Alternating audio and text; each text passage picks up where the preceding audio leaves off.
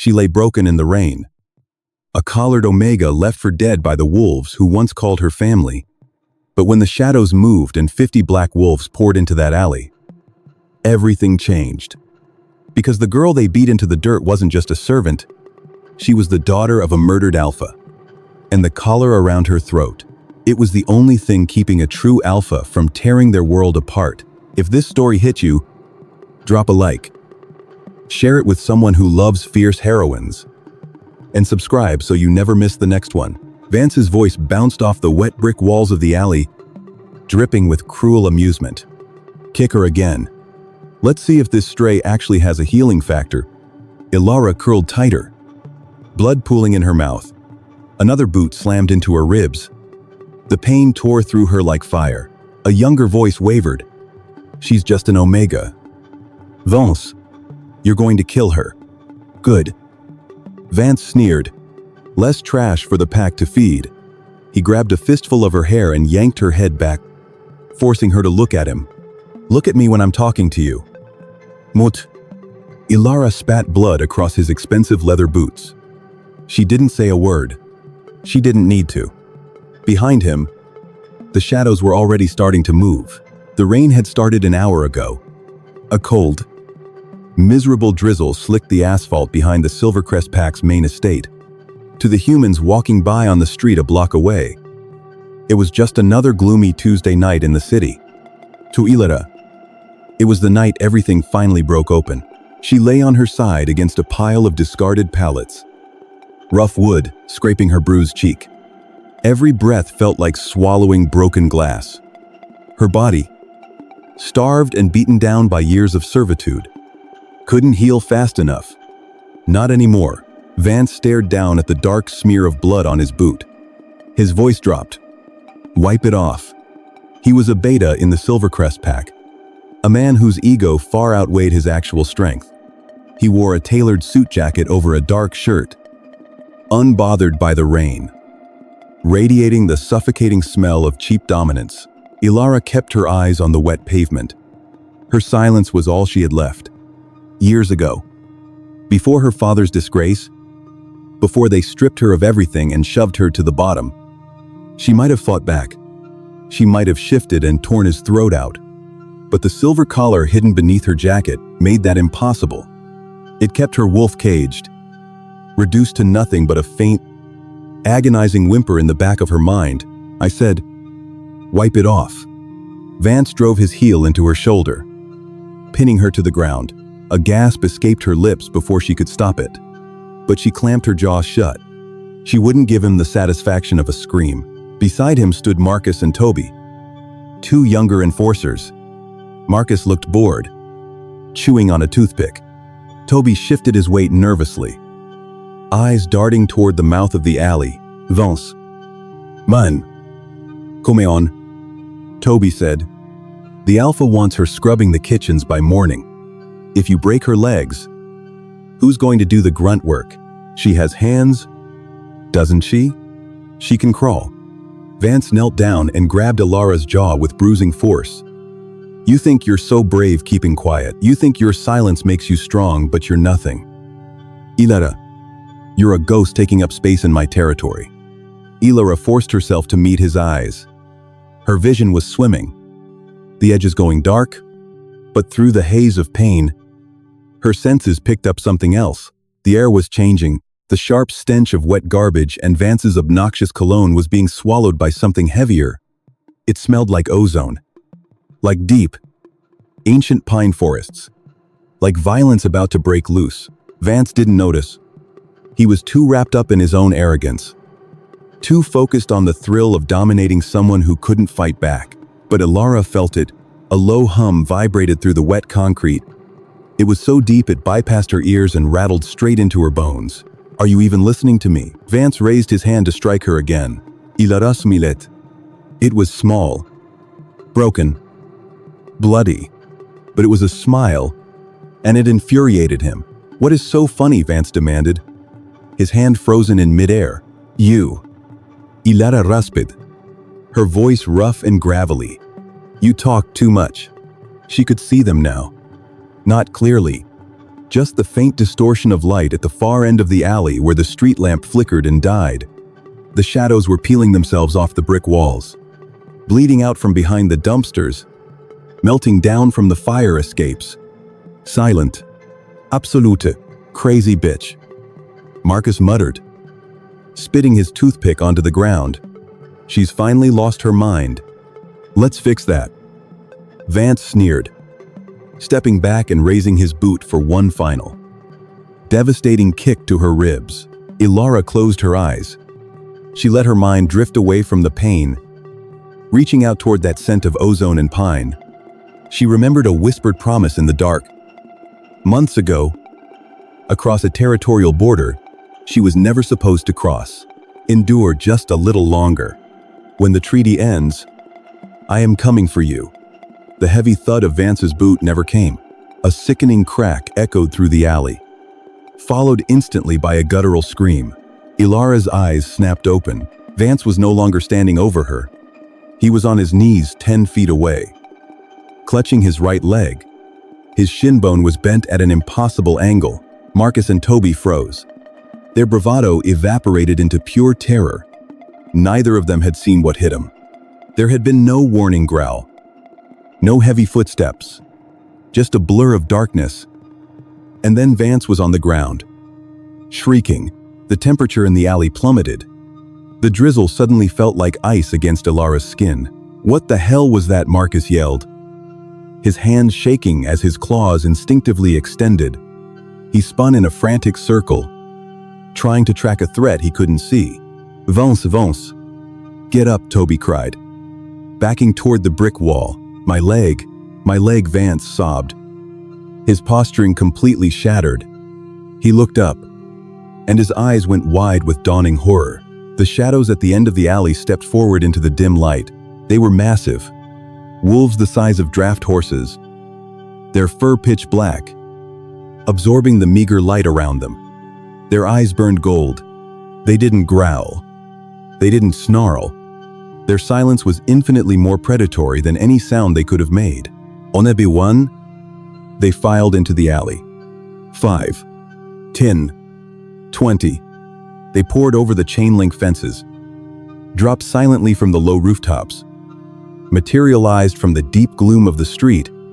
50 wolves of the Obsidian Pack, the most feared syndicate of shifters on the continent, had just breached Silvercrest territory without triggering a single alarm, and they were forming a perfect, impenetrable perimeter around Ilara. Marcus whimpered, his back hitting the wet brick. He was trapped. At least a dozen massive wolves blocked the exit to the street, their golden eyes fixed on him with cold calculation. From the center of the pack, the largest wolf stepped forward, a beast of terrifying proportions with fur like spun midnight. The air warped around it as flesh and bone reconfigured. Within a second, where the wolf had stood, a man now stood, Kaelin.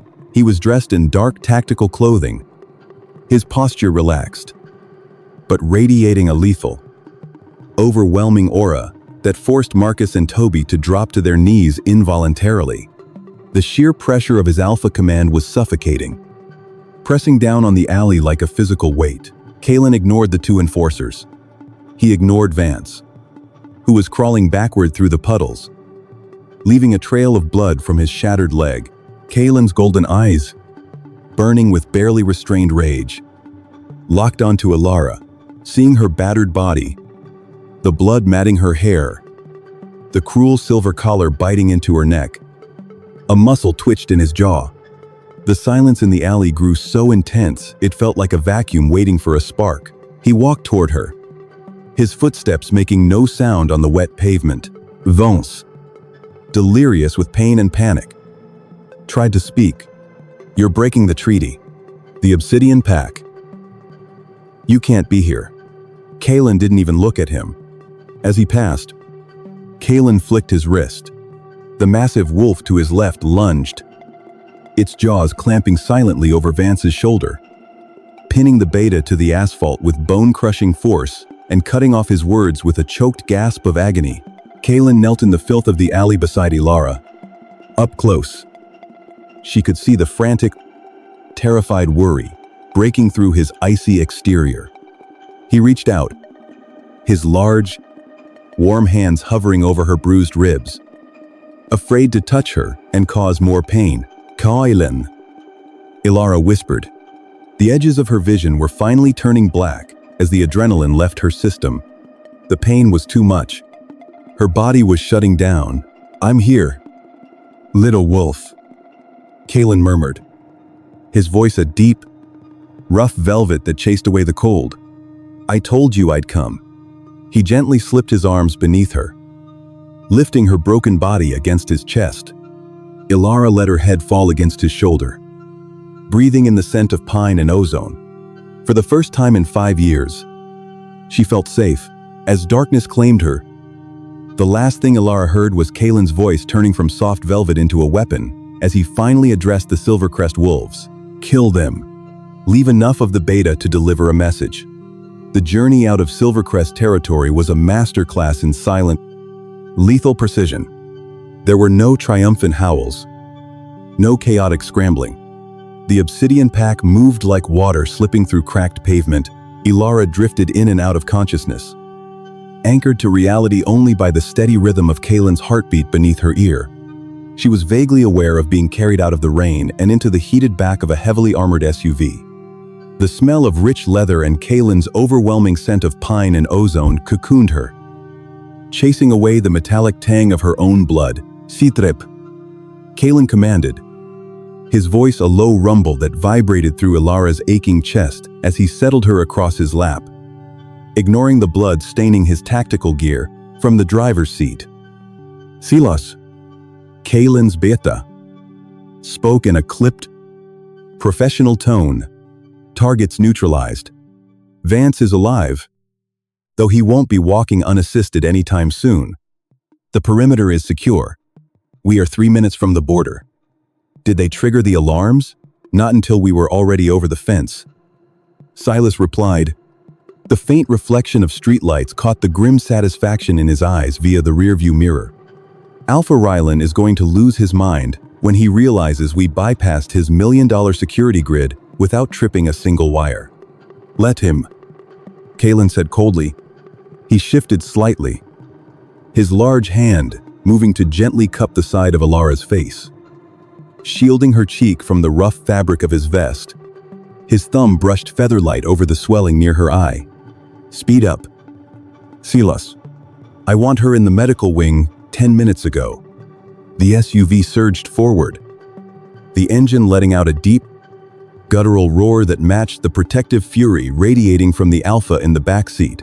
Ilara forced her heavy eyelids open.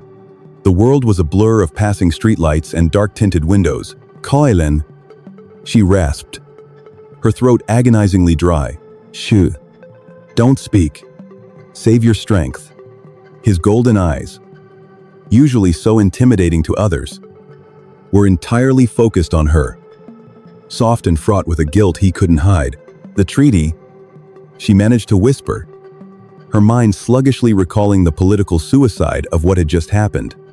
For 5 years, a fragile, ironclad treaty had kept the major pacts from outright war. Silvercrest controlled the city's ports. Obsidian controlled the northern territories and the wealth that flowed from them. The treaty expired at exactly midnight.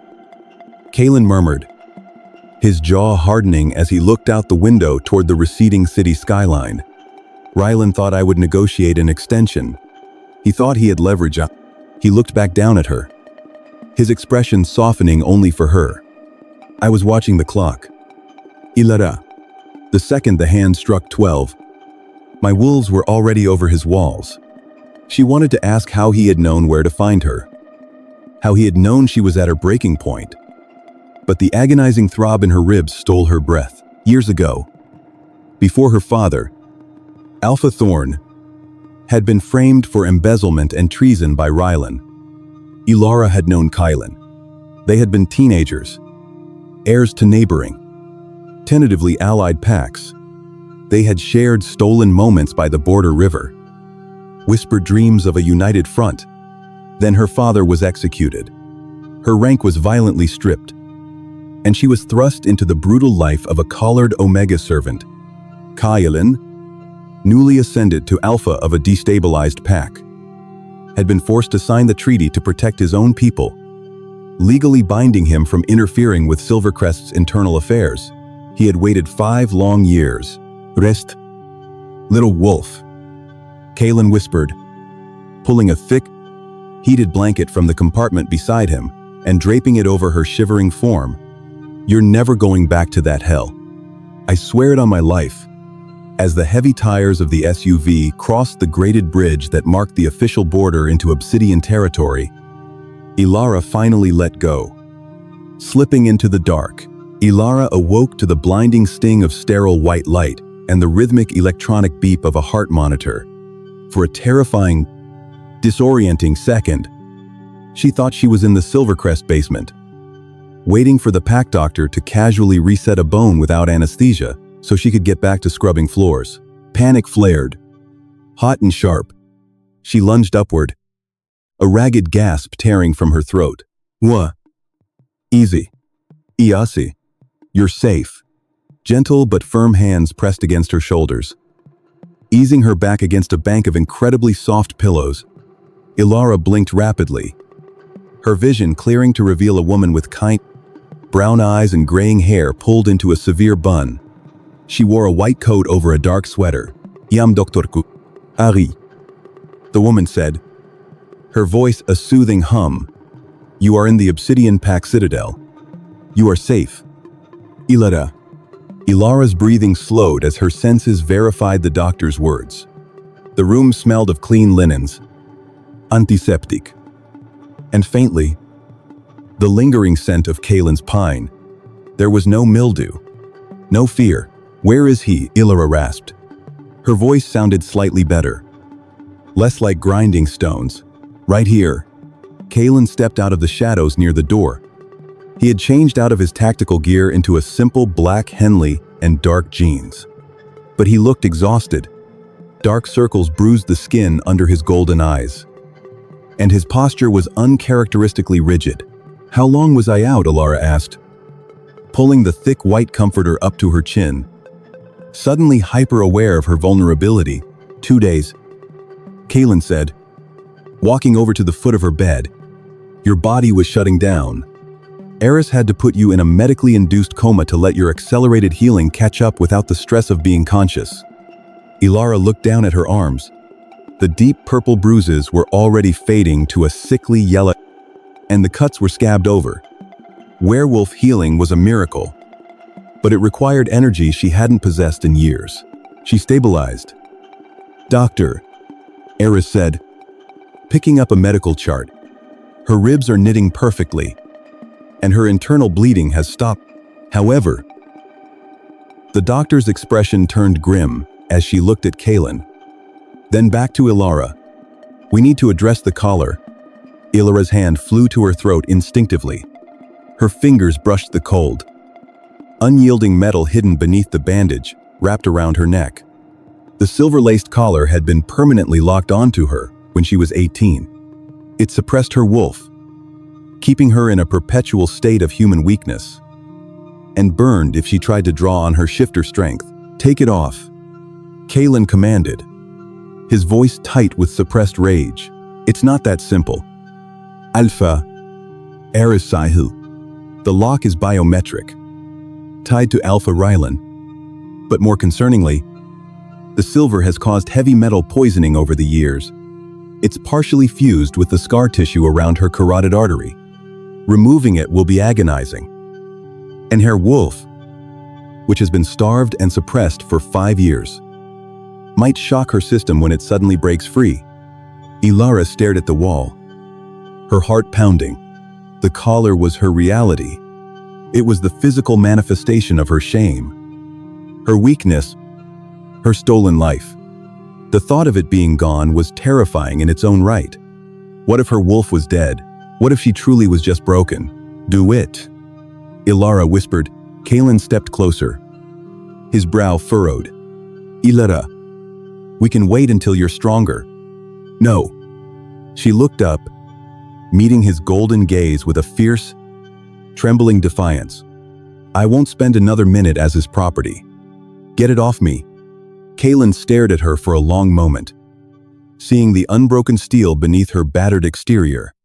He nodded slowly to the doctor. "Very well," Eris said, pulling on a pair of surgical gloves and reaching for a specialized, heavy-duty rotary saw designed for shifter metals. "Kaelin, you need to hold her. She cannot move, or I might sever an artery." Kaelin moved to the head of the bed. He sat on the edge of the mattress, gathering Ilara into his arms. He pressed her back against his broad chest, his arms wrapping securely around her shoulders and torso, locking her in a gentle, unbreakable cage of muscle. "I've got you," he whispered, burying his face in her hair. "I won't let you go." As the high-pitched whine of the saw began, Ilara closed her eyes. The blade bit into the collar. The smell of burning metal and ozone filled the room. The heat against her skin was immediate and excruciating, a searing line of fire digging into her throat. She screamed, her body arching involuntarily. Kaelin held her tighter, absorbing her thrashing, whispering reassurances that were drowned out by the noise and her own agony. Snap! The sound was shockingly loud. The pressure around her windpipe vanished instantly. A heavy metallic clatter rang out as Eris dropped the two halves of the bloody silver collar into a surgical tray. Ilara slumped back against Kaelin, gasping for air, but as she drew in her first unhindered breath, something inside her, something that had been buried deep in the dark, chained and starving, opened its eyes. A profound, terrifying rush of power slammed into her consciousness. Her senses expanded explosively. She could hear the hum of the electricity in the walls, smell the fierce sweat on Dr. Eris's brow, feel the microscopic vibrations of the building, and she could feel Kaelin, not just his physical warmth, but the massive, overwhelming presence of his alpha aura, no longer muffled by the silver. It was a suffocating, intoxicating weight. Her wolf whimpered, then threw its head back and howled in her mind. 3 days after the collar was removed, Ilara was relocated from the medical wing to a guest suite in Kaelin's private residential wing. The room was larger than the entire basement she had lived in at Silvercrest, featuring floor-to-ceiling windows that overlooked a dense, sprawling pine forest. She stood by the glass, wearing a soft cashmere sweater and leggings that Kaelin had provided, staring at her reflection.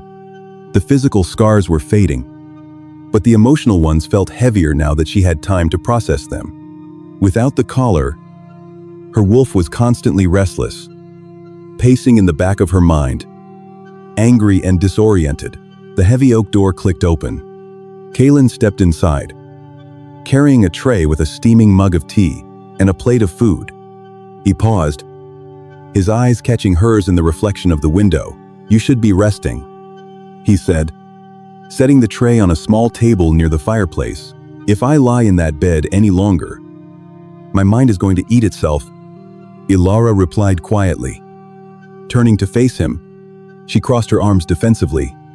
"How long are you going to keep me locked in this tower?" "Kaelin," he frowned, taking a step toward her. "You aren't locked in. There are guards outside your door for your protection, not your imprisonment. Rylan is hunting for you." Ilara let out a bitter, hollow laugh. "Hunting for an Omega? He has 100 Omegas to scrub his floors. Why risk a war with the Obsidian Pack over one broken stray?" Kaelin's expression darkened. The easy, protective warmth he usually showed her evaporated, replaced by the calculating, dangerous gaze of a ruling alpha. He walked over to the table, leaning his hands flat against the wood. "Sit down, Ilara." The command wasn't laced with alpha compulsion, but the gravity in his voice made her comply. She sat cautiously in one of the plush armchairs. "You've been lied to for 5 years," Kaelin begun, his voice dropping to a low, serious register. "Silvercrest didn't just strip you of your rank because of your father's supposed crimes. They collared you because Rylan was terrified of what you were becoming." Ilara frowned, her brow furrowing in confusion. "I was just an alpha's daughter." I hadn't even presented yet when my father was killed. Exactly, Kalen said, walking closer and kneeling in front of her chair, bringing himself to eye level so she wouldn't feel towered over. Most wolves present their rank at 18. But your father knew your bloodline. He knew you carried the dormant gene of a true alpha. Ilara froze. The air in her lungs suddenly felt entirely too thin. A true alpha is a myth. A bedtime story about wolves who can command without a pack. It's not a myth. Kalen said softly. Your father confided in me weeks before he died. He knew Rylan was corrupt, selling pack lands to human corporations, trafficking rogue shifters. Your father was gathering evidence to depose him. But Rylan found out. He framed your father, had him executed. And then he looked at you, the 16-year-old girl who would one day have the raw, genetic power to challenge him for the entire pack. Ilara shook her head, her hands trembling as she gripped the armrests. No. I'm an Omega. I'm submissive. You are what a silver collar and 5 years of psychological torture forced you to be. Kalen interrupted, his voice fierce but profoundly sad. He reached out, gently wrapping his large hands over her trembling ones. Rylan couldn't kill you. Your father had loyalists. Assassinating his young daughter would have sparked a civil war. So Rylan collared you before you could present. He forced the pack to watch you be degraded, cementing the illusion that you were nothing but a weak Omega.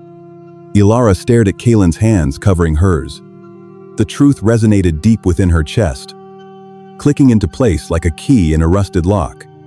It explained why her wolf, now unchained, felt so impossibly large, so furious, so dominant despite her trauma.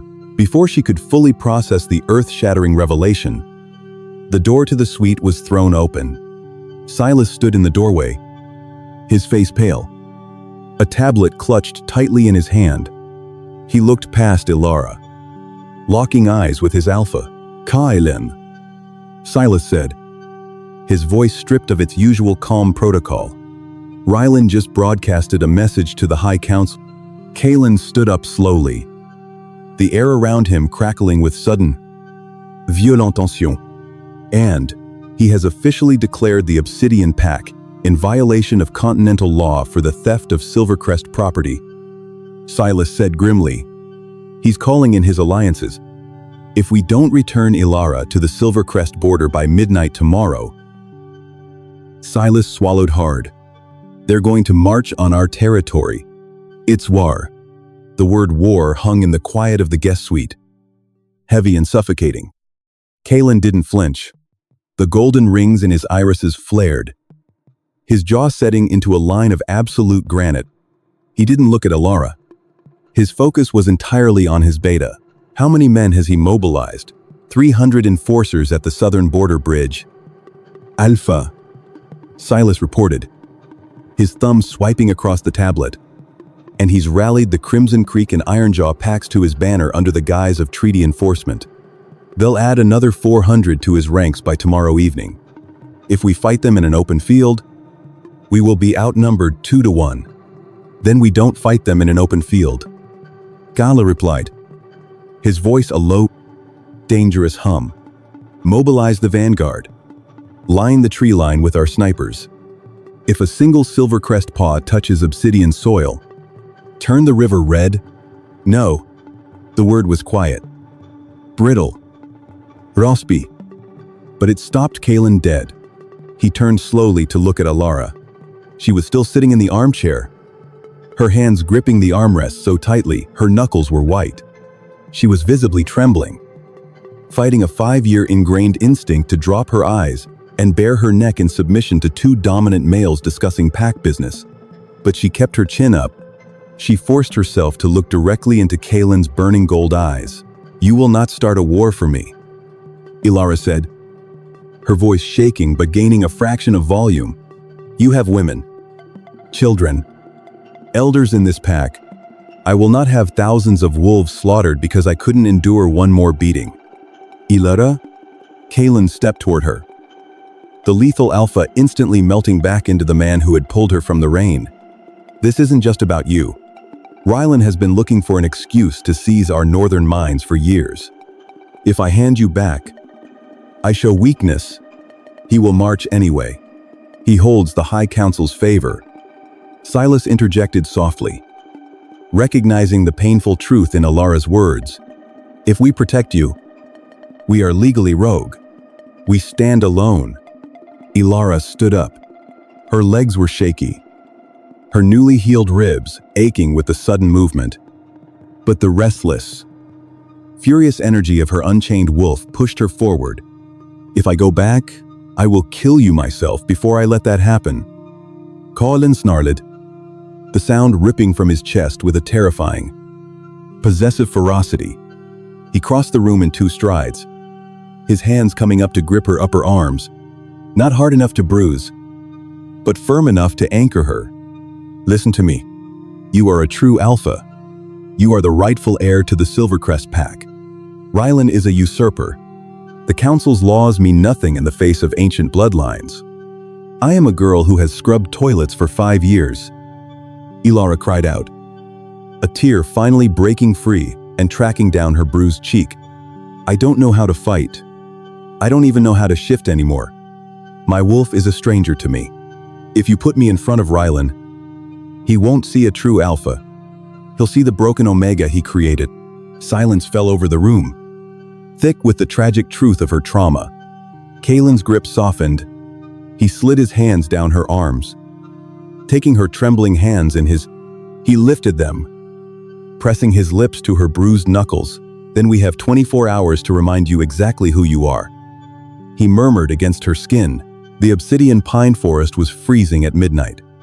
The moon was a sliver of silver in the pitch-black sky, casting long, skeletal shadows across the snow-dusted ground. Ilara stood in a small clearing, shivering in nothing but a thin hospital gown. 2 miles away, the pack was preparing for a bloodbath. Here, in the dead of the woods, there was only the wind, the trees, and Kalen. He stood at the edge of the clearing, his arms crossed over his chest. He was giving her space, but his presence was a heavy, grounding anchor. The silver is gone. Ilara? Kalen's voice drifted across the clearing, calm and steady. The only thing chaining her down now is your fear. You have to let her out. If you don't shift before the battle tomorrow, the adrenaline and proximity to violence will force a traumatic shift. It could tear your mind apart. Ilara squeezed her eyes shut. She reached inward, feeling for the entity she had suppressed for so long. For years, her wolf had been a whimpering, starved thing hiding in the darkest corner of her mind. But now, it was pacing. It was massive, angry, clawing at the doors of her consciousness. Let me out. It seemed to snarl. Let me kill them. I'm afraid. Ilara whispered, the admission tasting like ash.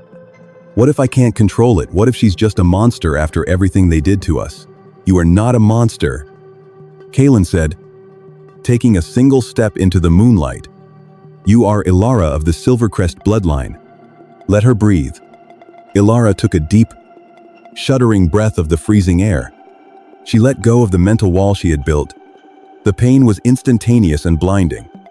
She screamed as her bones began to fracture and lengthen. 5 years of forced stagnation meant her body was actively resisting the change. She fell to her knees in the snow, her spine arching as a sickening chorus of pops and cracks echoed in the silent woods. It felt like fire was pouring through her veins. Push through it. Kylan barked, his alpha command lacing his voice, giving her the strength she lacked. Do not fight it. Ilara, submit to the wolf. She threw her head back, a guttural cry tearing from her throat that seamlessly warped into a booming, earth-shaking howl. The hospital gown shredded as thick. Pure white fur erupted from her skin. Her jaw extended, teeth lengthening into deadly, razor-sharp points. Within seconds, the agonizing cracking ceased.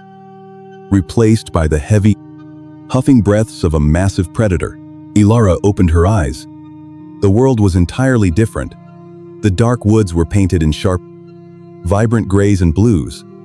She could hear the scurry of a mouse a mile away. She could smell the ozone in Kalen's blood. She stood. She was enormous, easily the size of a draft horse. Her coat a brilliant, blinding white that seemed to gather the meager moonlight and reflect it back. Kalen let out a soft breath of awe. He didn't hesitate. He stripped off his shirt and triggered his own shift. A heartbeat later, an impossibly large, midnight black wolf stood before her, his golden eyes burning with reverence. For a long moment, the black wolf and the white wolf simply stared at each other. Then Kalen lowered his massive head, exposing the vulnerable line of his neck. It was a gesture of absolute, undeniable submission. An alpha bowing to a true alpha. Ilara's wolf didn't attack. She stepped forward, pressing her cold nose against his neck, inhaling his scent of pine and safety. In the quiet of the obsidian woods, the broken Omega died, and the true Alpha was reborn. The grated metal bridge spanning the river border was slick with freezing rain. At the far end, Silvercrest territory was lit up by the headlights of dozens of tactical vehicles. 300 wolves stood in human and shifted forms, a sea of bared teeth and bloodlust. At the front of the army stood Alpha Rylan. He wore a tailored coat, holding a heavy, silver-tipped cane, looking every bit the polished, untouchable politician.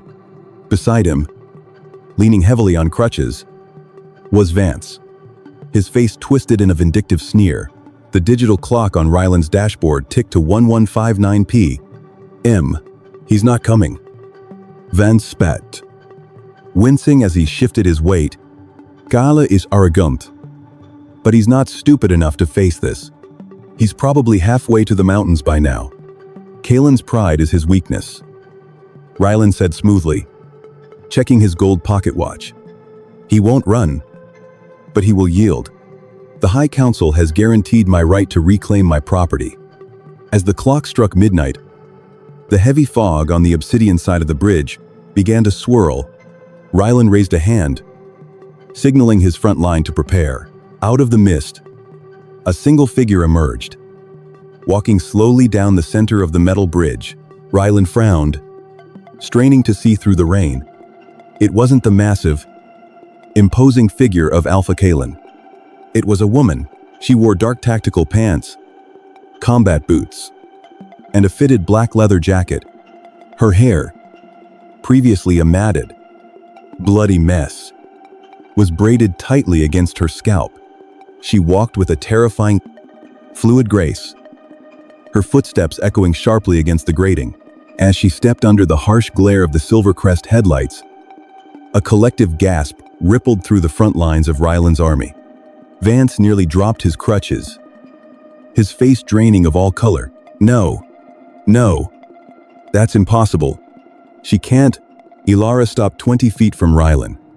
The collar was gone, replaced by an angry red scar that wrapped around her throat. But it wasn't the missing collar that caused Ryland's breath to hitch. It was her eyes. They were no longer the dull, submissive brown of a broken Omega. They were glowing with a radiant, piercing, ethereal silver. The undeniable genetic marker of a true alpha. Where is Kylan Ryland demanded, struggling to maintain his composure, though his scent spiked with sudden, bitter panic. I am not negotiating with an Omega. Produce the girl and surrender, or my army marches. Ilara didn't flinch at the insult. She didn't drop her gaze. She simply tilted her head, looking at the army of 300 wolves behind him. You aren't marching anywhere. Rylan, Ilara said. Her voice wasn't loud, but it carried an unnatural, vibrating resonance that bypassed the ears and sank directly into the marrow of every wolf on the bridge. It was a frequency of pure, undeniable dominance. She took a single step forward, and the sheer, crushing weight of her newly unleashed aura slammed into the Silvercrest front line like a physical wall. Ilara, daughter of Alpha Thorn," she declared, her silver eyes blazing as the air around her literally began to warp with power. "And I have come to take my pack back." The silence that followed Ilara's declaration was absolute, broken only by the relentless patter of freezing rain against the metal bridge. For a fraction of a second, Alpha Rylan looked like a man who had just seen a ghost. Then his shock curdled into venomous, desperate fury. He raised his silver-tipped cane, pointing it directly at her chest. "Kill her," Rylan roared, his voice cracking with the strain of a faltering Alpha command. "Tear her to pieces." Behind him, the front line of Silvercrest enforcers tensed, muscles coiled, claws extended. A low, collective growl began to build in their chests. They had been conditioned for 5 years to obey Rylan without question. Habit drove them forward, but biology stopped them cold. As the first enforcer, a massive, scarred brute, lunged forward, Ilara didn't flinch. She simply widened her stance and let the full, unadulterated weight of her true alpha aura detonate. It wasn't a sound. It was a shockwave. The pressure hit the Silvercrest army like a physical wall of iron. The rushing enforcer gasped. His momentum instantly crushed as his knees buckled. He slammed into the steel grating of the bridge, his chin hitting the metal with a sickening clang. Beside him, dozens of others collapsed, clutching their chests as the air was forcibly driven from their lungs. A true alpha did not need to demand submission. A true alpha's very existence commanded it. "Get up," Rylan screamed, striking the nearest kneeling wolf with his cane. "Stand up and fight." "You cowards." But they couldn't. The genetic imperative overriding their nervous systems was absolute. The wolves of the Crimson Creek and Ironjaw packs, brought in as allies, immediately averted their eyes and bared their necks, recognizing a supreme ruler. Seeing his army instantly pacified by a single woman he had kept collared in a basement, Rylan lost the last shred of his sanity. With a guttural roar, he threw aside his cane. His bones snapped and reformed in a blur of violent motion. In his place stood a massive, heavily scarred gray wolf, its eyes wild with homicidal desperation. He lunged at Ilara, aiming to tear out her throat before she could fully realize her power. Ilara did not shift.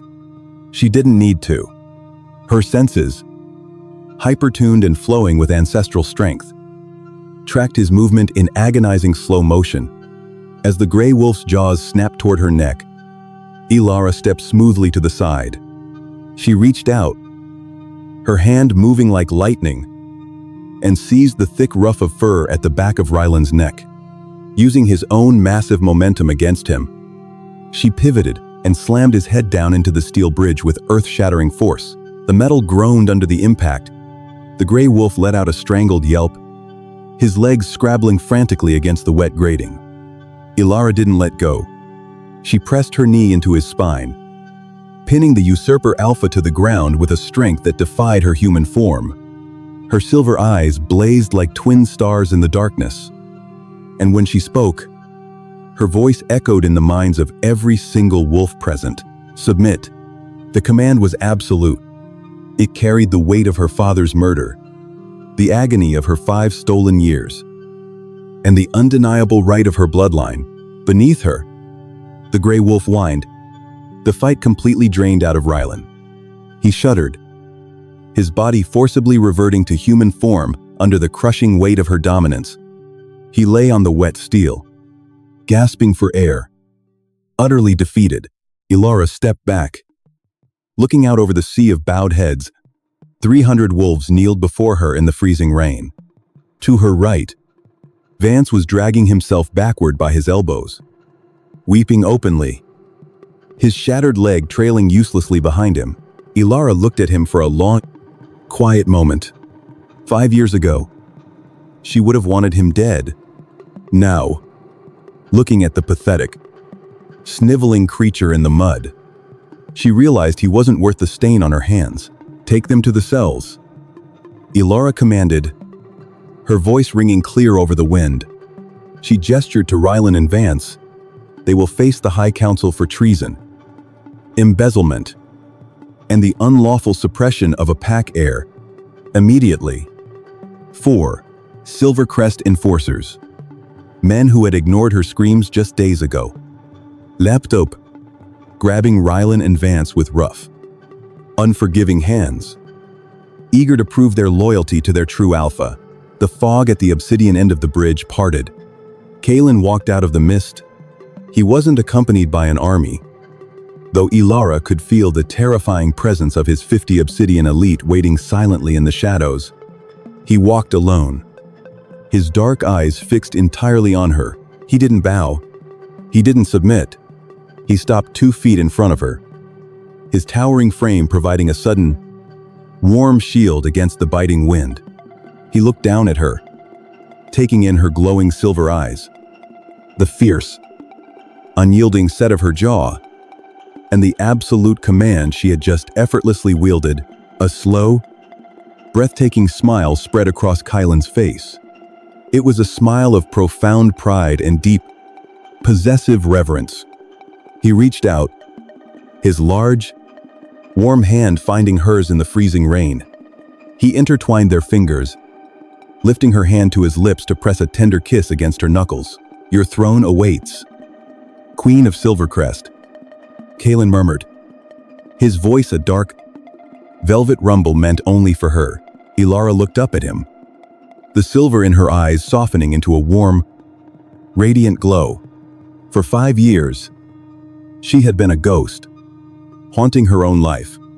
But as she stood on the bridge, her hand held firmly by the most dangerous alpha on the continent, looking out at the pack that was finally hers to heal, Ilara took her first true breath. The Omega was dead. The true alpha had risen, and the shadows would never touch her again. Ilara's journey from a collared, broken Omega to the rightful true alpha of the Silvercrest pack is a testament to the unbreakable nature of the spirit.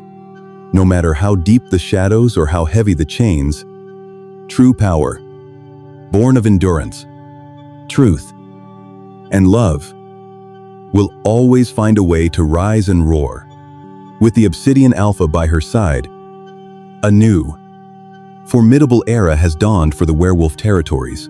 I've spent years studying pack dynamics, werewolf lore, and the psychology of power in storytelling. This isn't just fiction, it's a deep dive into resilience, hidden strength, and what it takes to reclaim who you really are. 5 takeaway points. Sometimes the people who hurt you the most are the ones who fear what you could become. Rylan didn't collar Ilara because she was weak. He collared her because he knew she carried the dormant gene of a true alpha. And the moment she presented, his entire reign would crumble. Fear doesn't always look like running.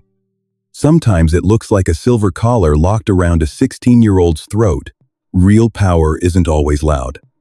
Ilara didn't scream when Vance kicked her ribs. She didn't beg when he grabbed her hair.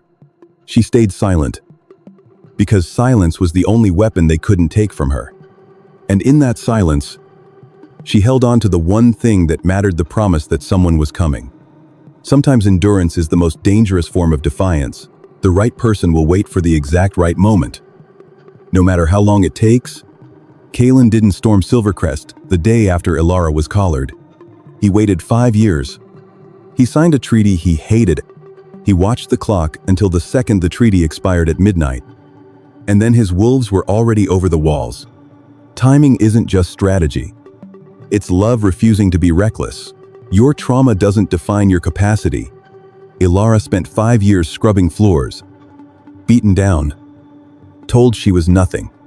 But the moment that collar came off, her wolf didn't just wake up, it exploded. She shifted into a massive white wolf the size of a draft horse. And when she walked onto that bridge, 300 wolves dropped to their knees. What they buried in you isn't gone. It's just waiting. True leadership is proven in the moment you stop running from who you are. Ilara could have let Kalen fight her war. She could have stayed hidden in that guest suite. But when Rylan's army gathered at the bridge, she walked out alone. No army, no backup. Just her silver eyes, and the bloodline they tried to erase. And she didn't just survive, she reclaimed everything they stole. If you love this story of resilience, pack politics, and slow-burn werewolf romance, please like this video, share it with your fellow fiction lovers, and subscribe to the channel. Let me know in the comments what your favorite moment was. And ring that notification bell so you never miss a wild new story. Until next time, stay fierce.